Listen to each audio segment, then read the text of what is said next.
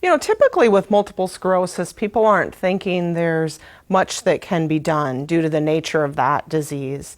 And we find at Progressive Therapy Associates, we can really do quite a bit to help individuals with MS. Yeah, and I think one of the things that we can really help with is the idea of fatigue management and education.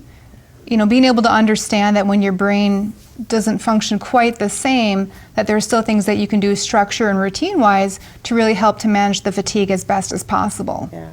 It's along those lines of work smarter, not harder, right? Conserve energies where you can and plan your day to really support that.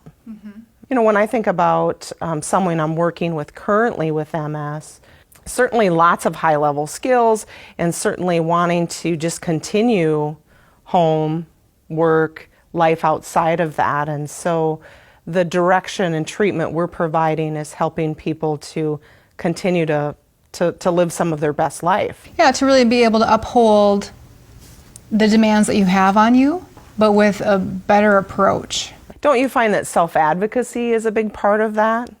Oh yeah, I think a lot of it goes back to also having guilt, knowing that maybe things are different and it's harder to do certain things, so a person doesn't want to turn down things even though maybe it is in their best interest for fatigue management to figure out what is the priority and put our energies there versus trying to uphold everything at the same time. You might think about basic things even like grocery shopping, right?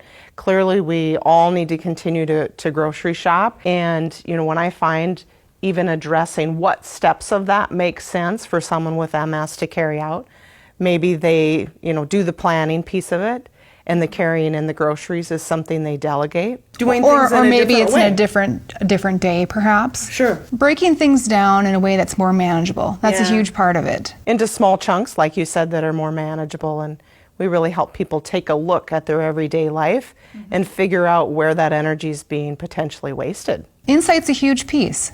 If you can see why your fatigue increased dramatically 2 days later and tie that back to, oh, but that 2 days ago was the day that I ran all those errands and went to the grocery store, and if you can begin to recognize that fatigue carryover piece, well, that's very insightful and helpful with how you would manage and change things in the future. And commonly that shows up emotionally.